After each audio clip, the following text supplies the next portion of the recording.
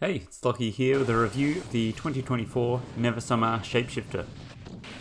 If you're familiar with Never Summer boards, this is pretty much the old Shaper Twin with a different nose shape. In general, I think that most people should be riding directional boards.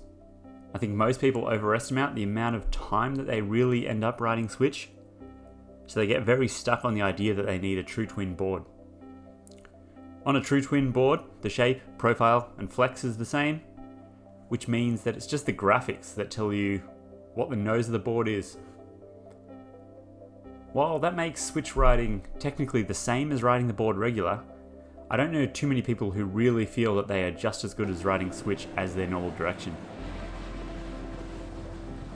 If you have even a slight bit of a directional shape, you can make the board turn smoother while also giving it better flow in powder.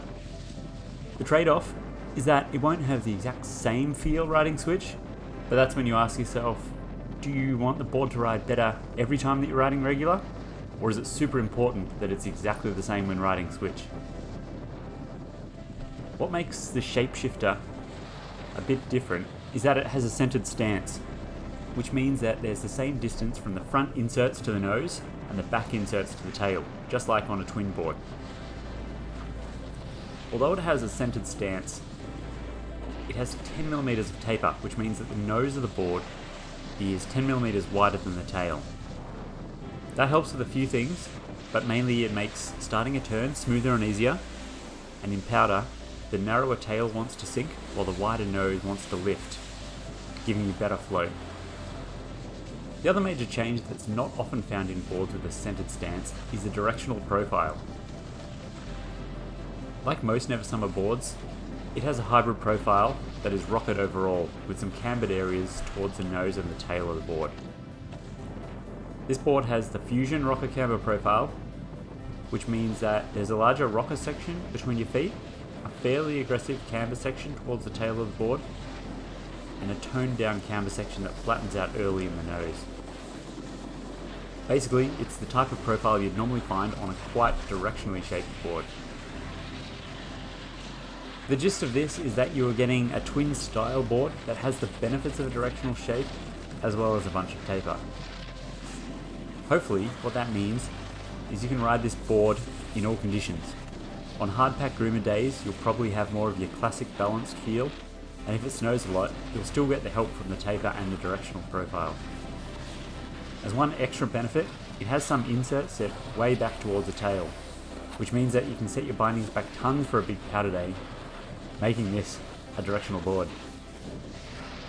The back inserts have a 4x4 layout, so you'll need to use bindings with a regular 4x4 disc. Mini discs won't work on this furthest back position. That's a rough guide of what this board is made to do.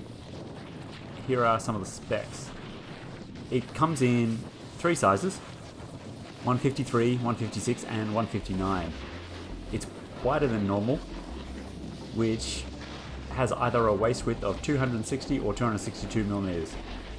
Plenty of width for those with big boots. Has a medium flex rating, a sintered base and a 3-year warranty.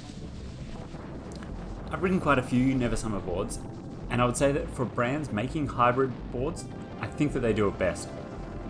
When I say hybrid, I mean hybrid in the style of rocker between your feet and camber outside. I do know that technically every board is a hybrid now. Like all Never Summer boards, the edge hold is very good. You can count on a very reliable feel even in icy snow without having to put in a lot of work to get that grip. I was riding the 156cm Shapeshifter, set up with my medium Burton Cartel X bindings and size 9.5 Vans infused boots. I'm 6 foot tall and weigh about 155 pounds. Through what I assume is a combination of the side cut and the large rocker section between your feet, you can be quite lazy with the board on a cat track, and it won't want to dig an edge in and surprise you. Once you want to push it hard, that's when it'll perform. At my weight, the flex of the board felt very solid. I felt like I could push it hard through a turn and it wanted to pop me out at the end, but I do like the Fusion profile on other boards that I've ridden as well. All these take a bit more work, like they do on all hybrid boards, so expect that you'd have to push this a bit harder than if you were comparing it to a full camber board. I think this board is going to suit riders who still feel like they want a twin, but with some of the advantages of directional shape. For me, I think I'd rather just get the harpoon instead. If you have any questions about the board, leave them in the comments below. Thanks for watching.